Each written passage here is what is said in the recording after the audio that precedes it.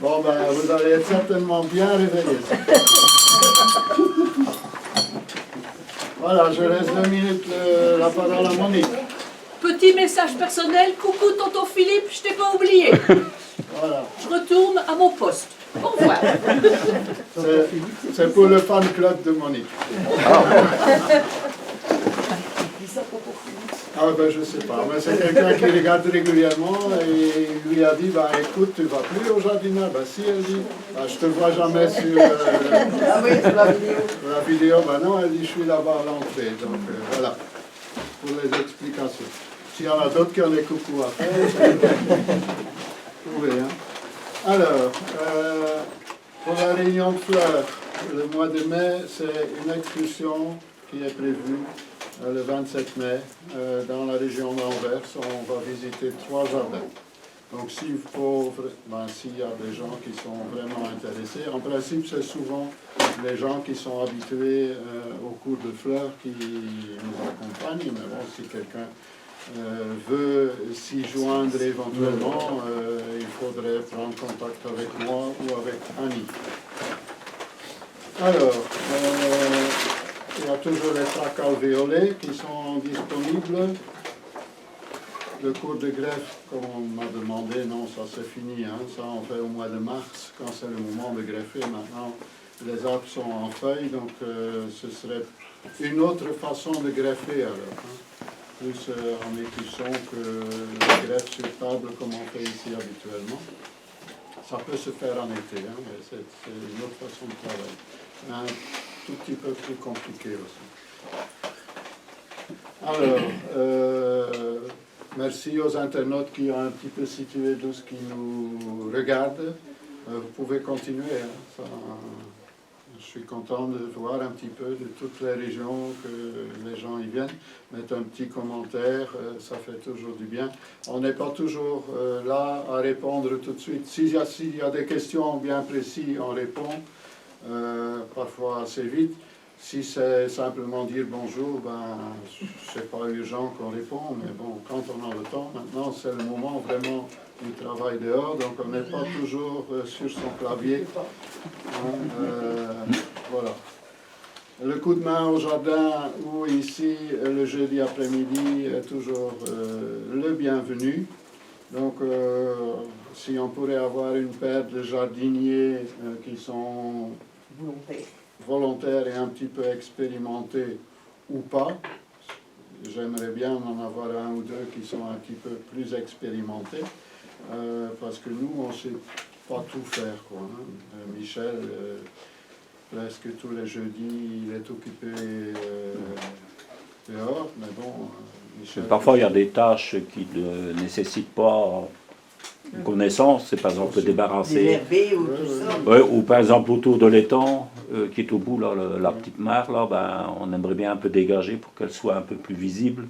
Donc il y a quelques petits arbres qui sont tombés, qui sont morts, ben, qu'il faut simplement enlever et dégager un peu autour. Ben, je crois que tout le monde peut faire ça, quoi. Donc il y a des choses avec connaissance et sans connaissance, mais bon, on sait toujours un peu expliquer ce qu'il faut faire pour celui qui ne sait pas trop comment s'y prendre. Donc ça, ce serait bien. Le plus qu'on est, le plus qu'on fait les fous. C'est pas pour faire les fous, hein, mais bon, le plus qu'on rigole, on va dire. L'avenir des fraternités est toujours un grand point d'interrogation. Donc je relance une bouteille à la mer en disant s'il y a des gens qui ont des idées, qui ont des lieux éventuellement qui peuvent nous convenir, qui ont des moyens d'avoir des subsidiations ou quoi que ce soit. Tu as demandé à la ville? On a demandé à la ville pour l'instant. Ils sont venus voir, mais on n'a pas de réponse. Mais bon, la ville, c'est un peu logique, hein, parce qu'ils ont des budgets prévus à l'avance, au moins une année à l'avance, et on verra. Et est-ce que vous avez sollicité, enfin moi je suis de Lille, mais je travaille dans une association humanitaire et je sollicite beaucoup, par exemple des entreprises ou des subventions, par exemple Auchan donne des subventions, mais qui s'appellent le maillon. Donc voir par rapport à des grosses sociétés s'il n'y a pas des subventions, des dossiers à monter ou des subventions aussi, par exemple Aven qui fait des grosses subventions avec des projets sur l'environnement. Il y a Evian qui fait ça, donc voir éventuellement tous ces projets de subvention. Il suffit de monter un dossier et faire la demande, mais les budgets sont assez gros. Après, il y a les petits frères des pauvres qui aussi, donnent des subventions pour des projets. Bien sûr, il faut prouver que vous avez demandé ailleurs, mais si vous n'avez pas, c'est pareil. C'est des dons, en fait, de personnes les petits frères des pauvres ne peuvent pas prendre l'argent de personnes qui sont occupées, mais donc ces gens-là font quand même don de leur argent aux petits frères, et ces subventions servent à monter des projets comme ça. Faudrait aussi, et vous, je ne sais pas comment vous fonctionnez sur la Belgique. Après, il y a les maisons des associations, nous en France c'est comme ça que ça marche aussi, qui peuvent aussi allouer des salles, et ça peut être par des baux de 3 ans, 5 ans. Je ne sais pas comment vous fonctionnez vous en Belgique. Ici c'est plus les communes qui gèrent ça, donc on a fait la demande, apparemment ils n'ont rien en stock pour l'instant. Parce qu'après, nous on a les départements, on a les subventions régionales. Et nous on a des subsides de la région... Voilà. Ouais, c'est région wallonne, je pense, hein, aux communautés françaises, enfin bon, soit subsides annuels, mais c'est des subsides de fonctionnement. Et donc vous n'avez pas des fondations? C'est pas pour dire d'acheter quelque Il y a chose. une fondation, mais il faut la connaître. Et il y a des gens qui sont venus du côté de Bruxelles qui nous ont promis, si jamais ils nous regardent, s'ils pourraient tenir leurs promesses, d'envoyer des adresses et des liens éventuellement, mais on ne voit pas venir. Donc voilà. On a aussi contacté nos télés qui va peut-être venir faire une émission ici et sur lequel on pourra aussi lancer un appel. Donc ça c'est régional, mais c'est même plus large que ça, hein, parce que l'émission passe aussi sur les autres chaînes locaux en Belgique. Donc voilà où on en est. Si vous avez des trucs concrets, communiquez-les surtout à Monique qui pourra prendre note et voir, parce que maintenant vous l'avez dit, mais à la fin de réunion, moi j'ai plus en tête. Non, je monte beaucoup des dossiers comme ça, c'est pour ça que j'ai l'habitude.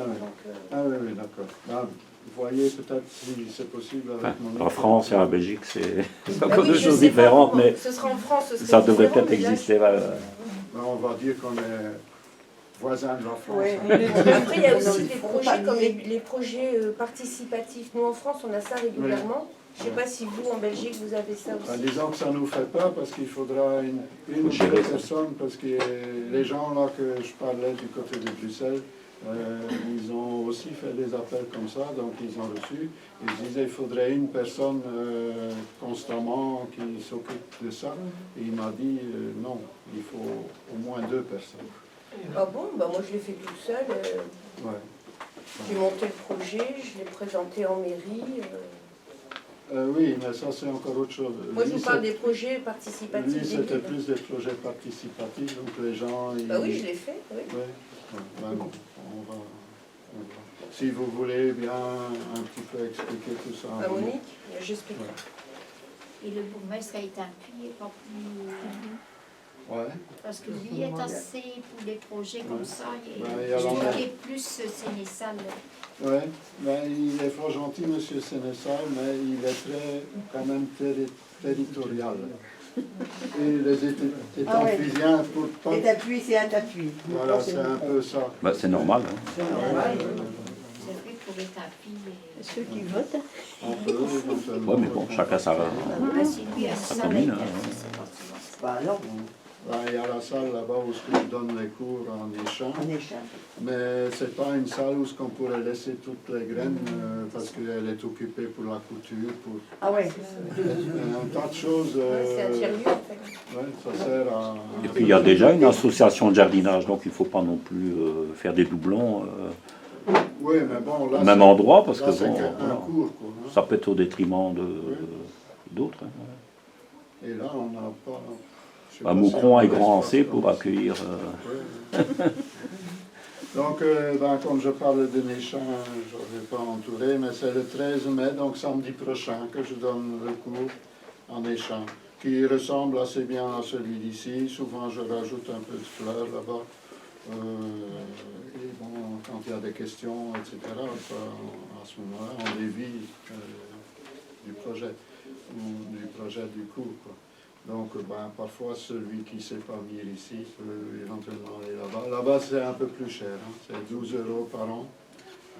Mais on a aussi un rendu compte sur Internet quand on donne ça. Ici aussi, hein, sur notre site, il y a Oui, aussi aussi des gens qui font des résumés. Maintenant, enfin, j'en parlais tout à l'heure, mais on a créé une nouvelle rubrique aussi.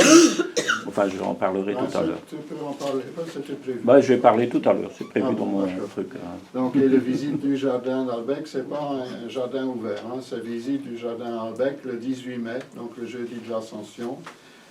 On vient ici, si on veut prendre éventuellement des graines ou visiter le jardin, on vient à partir de 2 heures, mais le départ d'ici se fait à 4 heures vers Albec. Là, on peut partir en covoiturage. Pas oublier de ramener les gens quand vous en avez pris avec. C'est un peu loin quand même, c'est à 5 km d'ici. Oui, c'est un peu loin de revenir à pied. Mais sinon, et après, ici, on sera fermé quand c'est fini là-bas. Donc, on ne pourra plus rentrer. C'est pour ça que je dis, venez un peu plus tôt si vous avez envie d'avoir des graines ou de visiter le jardin ou de poser des questions. Quoique là-bas, Michel, entre autres, sera là aussi. Il pourra aussi répondre éventuellement à l'une ou l'autre question. Je regarde la tête de l'autre, si l'autre est, je aussi. Voilà. Je ne sais pas s'il y a d'autres informations à donner, à part la nouvelle rubrique, mais apparemment Michel va l'expliquer par après. Donc, une nouvelle rubrique sur Internet. Hein. Bon, ici, ils s'en vont. Fait qu'ils en ont marre. Alors, mois de mai.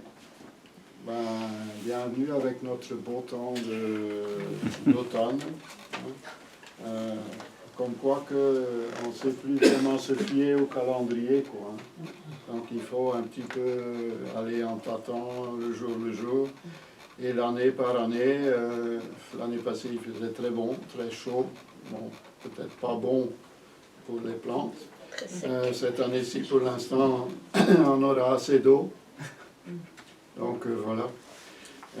Cette semaine, j'ai été essayer de travailler un petit peu dans le jardin de ma fille en Pleuve, qui n'est pas loin d'ici, hein, qui est à 5 km. La terre était beaucoup trop mouillée. Il n'y avait pas moyen de faire quelque chose. Les autres années, c'est de la poussière parfois. Voilà. Donc on doit composer avec les moyens du bord. Ce qui est un peu urgent à semer, ce sont les choux pommés. Rouge, vert et blanc, parce que ça met longtemps avant d'avoir un beau chou. Hein. Donc il est temps. Il y aura une deuxième culture possible avec les choux actifs en fin de saison. Mais ça, on en parlera à ce moment-là. Donc pour semer, c'est un peu plus que temps. Les choux de Bruxelles aussi, c'est plus que temps. Un chou de Bruxelles aussi met assez longtemps pour avoir des belles petites pommes. Chou de Bruxelles, pas trop d'engrais, hein. Sinon les pommes elles s'ouvrent, surtout pas trop d'engrais azotés. Et si vous semez encore maintenant, choisissez dans le catalogue, c'est indiqué, des variétés hâtives, donc des variétés qui vont plus vite. C'est logique, s'il faut beaucoup de temps. Tout ça dépend, encore une fois, maintenant les hivers commencent plus fin octobre, mais commencent parfois fin décembre. Donc on ne sait plus vraiment dire, ça se peut que les choux vont avoir vraiment le temps qu'il leur faut, et ça se peut que s'ils gèlent plus vite, qu'ils vont avoir un arrêt de végétation et qu'ils ne seront pas gros. Donc c'est un peu à la chance. Brocoli à grosse tête, ça c'est encore bien possible. Jusqu'au 15 juin, maximum je dirais fin juin. Alors, ce qui est le moment, bientôt, c'est les choux brocolis d'hiver. Donc, c'est souvent des choux blancs. Il y en existe aussi d'autres, il me semble qu'il existe aussi un mauve. Donc, c'est le 48000 et le 48010. Donc, c'est celui de Walcheren et de Angers. Quand on a un hiver pas rapide, parfois ils donnent la pomme avant l'hiver. Ça, on constate depuis que les températures ont changé, que parfois on a la fleur avant l'hiver. Bon, au moins on a la fleur, c'est déjà ça, mais elle sera moins importante, moins grosse que si elle a pu passer l'hiver. Quand on a des froidures, je ne sais pas si ça se dit, mais bon, moi je le dis, un peu plus hâtives, dans l'année, ben, il y a un arrêt de végétation et une reprise de végétation au printemps. Et à ce moment-là, ça grossit, la plante grossit, et au mois de mars-avril, on obtient des beaux choux-fleurs. C'est ce qu'on souvent on vend sur les marchés comme les choux-fleurs de Bretagne. Bon, certainement qu'ils ont d'autres variétés maintenant. Il y a beaucoup de F1, etc. pour les maraîchers. Nous autres, on essaye quand même encore toujours avec nos variétés classiques d'avoir des bons résultats. Donc, il y a quelques difficultés. Donc, ça se sème entre le 15 mai et le 15 juin. Quand c'est plus tard que le 15 juin, maintenant la météo a changé, donc on pourrait essayer d'aller un peu plus loin aussi. Souvent, ils ne font plus leur pomme l'année d'après, il faudra attendre 2 ans pour qu'ils donnent une pomme. Donc ça, c'est quand même long. À ce moment-là, ben, mangez plutôt la verdure. Si au mois de mai, vous voyez toujours rien arriver, mangez plutôt les feuilles. Ce sont des feuilles très tendres qui peuvent, à la limite, même presque se manger crues. Tout ce qu'on cuit, le plus qu'on cuit, le moins qu'il y a des éléments nutritifs. Donc tout ce qui est cru est quand même fort intéressant. Alors, donc, une chose, c'est que en hiver, surtout les ramiers, parfois les choucas, parfois d'autres oiseaux, en raffolent, parce que déjà c'est tendre, pour eux c'est très bon, et ils ne trouvent pas grand-chose dans la nature. Et eux, ils sont vraiment, surtout les ramiers, donc les pigeons ramiers, et ils sont toujours friands de verdure, mangent plus de verdure que de grains. Donc, différent qu'une tourterelle. Une tourterelle ne va pas trop vite s'attaquer à ça. Il faut vraiment qu'elle a force pour s'attaquer à ça. Mais les pigeons ramiers, ils adorent ça. D'ailleurs, au printemps, ils mangent les feuilles et les fleurs des cerisiers, tout ce qui est un peu tendre et sucré. Donc, moi, déjà, quand les fleurs apparaissent de cerisier, je mets un voile, mais pas fermé, pour que les insectes puissent rentrer, et ça effraie quand même les pigeons. En principe, ils vont alors dans les jardins où ils n'ont pas mis de protection et ils viennent pas chez nous. Comment? C'est possible qu'ils mangent les échalotes, les pousses d'échalotes? Ça se peut qu'ils mangent les pousses des échalotes, mais ça se peut aussi que ce sont les limaces ou les escargots, les petits gris. Ouais, ils mangent les échalotes comme ça, c'est mangé en hauteur comme ça. Toutes les sommités sont mangées. Ouais, ça fait 10 jours que j'ai vu, mais je vois pas qu'est-ce qu'ils mangent. les rats peuvent faire ça aussi, les rongeurs. Un petit lapin. Un petit lapin. Oui. Ben, tout ce qui est plus tendre. La base maintenant c'est devenu fibreux, ben, ça disparaît plus ou moins en poussant. Oui, ça peut être un tas de choses. Et ça peut aussi être un ramier éventuellement. Excusez-moi, Ignace. Oui. Les perruches vertes, Oui. elles mangent quoi en définitive? Oh, aussi de tout, et surtout les fruits aussi. Ils sont friands de fruits. Et l'ennui des perruches, c'est que, et des merles souvent aussi, des grives aussi, c'est qu'ils piquent une fois dans un fruit, après ils piquent dans l'autre fruit, et finalement tout est foutu, quoi. Parce que les pigeons ramiers ont été chassés par une horde de perruches vertes. Ah oui. Qu'est-ce qu'elles peuvent manger dans un jardin? Et elles vont surtout dans les arbres. Elles descendent moins facilement sur terre. Mais il faut... moi, ce que je fais, c'est les effrayer. Dès que j'en vois, je tape dans les mains, je fais du bruit. Et ils ont une mémoire assez bonne quand même. Et ils sont un peu plus craintifs. Mais les perruches sont très peu craintifs. Tu peux être à 2 mètres et faire du bruit quand elles ont l'habitude que tu ne fais rien. Mais moi, dès le départ qu'il y en a eu, j'ai même des morceaux d'isomo que je tape et ça fait comme des coups de fusil. Ils s'envolent et ça reste un peu dans leur esprit que là, il ne faut peut-être pas trop aller. Ils viennent quand même encore, mais beaucoup moins. Ouais, ça c'est le fléau un peu des arbres surtout, parce que eux, ils vont sur une branche d'arbre, ils ont envie d'aller un peu plus loin, ben avec leur bec, clac, ils font et ils coupent tout et ils passent, ils coupent, ils passent, ils coupent, ils passent. Même c'est même pas nécessairement pour manger. Non, c'est joli, ça crie beaucoup. Ah oui, Parce qu'il y en a une horde qui est arrivée. ça nous manque. Elles ont chassé tous les oiseaux qui avaient dans les arbres, dans les grands arbres derniers. Bon, j'espère que ça ne proliférera pas davantage encore. Pour l'instant, il y en a plus que assez. Ils nichent aussi dans des colonies, etc. Ils font des nids particuliers. C'est très joli pour les amateurs d'animaux et tout ça, c'est très joli, mais pour le jardinier, ça peut être ennuyeux. Pigeon ramier, il y a plus à manger. Hein. Mais on ne peut pas. Pigeon, Voilà. plus à manger. On va laisser tomber les petites bébêtes. Donc, mais pour continuer un peu quand même sur les petites bébêtes, les limaces, de plus en plus, c'est pas du temps comme ça, c'est vraiment le temps idéal des limaces, le temps un peu doux et humide, et ils sont tous là. Hein. Donc moi je dis toujours, j'ai déjà dit, j'ai déjà redit, il faut attaquer les limaces de janvier à janvier prochain. Pas attendre que vous plantez votre petite plante.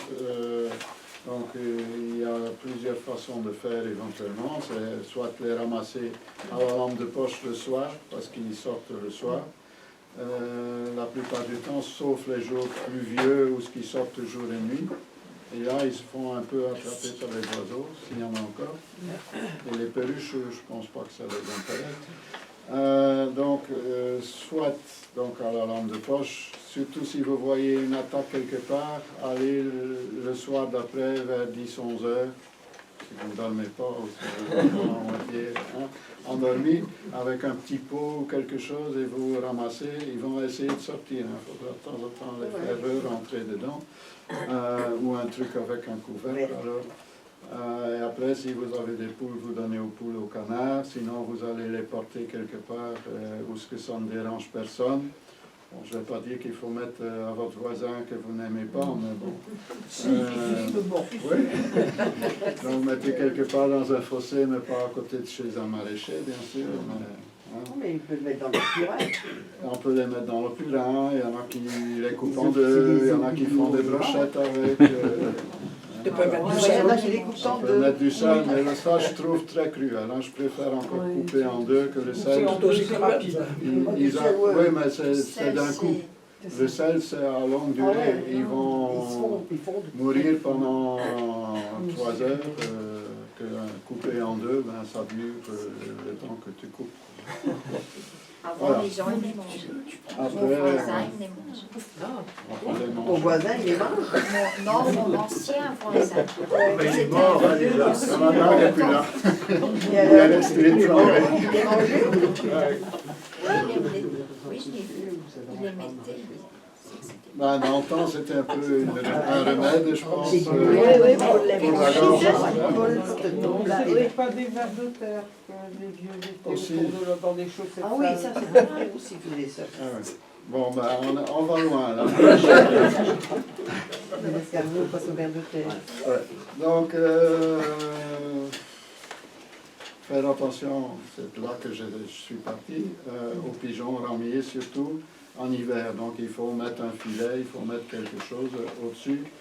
Bon, ces grillages-là qu'on sait faire des tunnels avec, ça c'est l'idéal un peu, si c'est haut assez. Il faut prévoir quelque chose.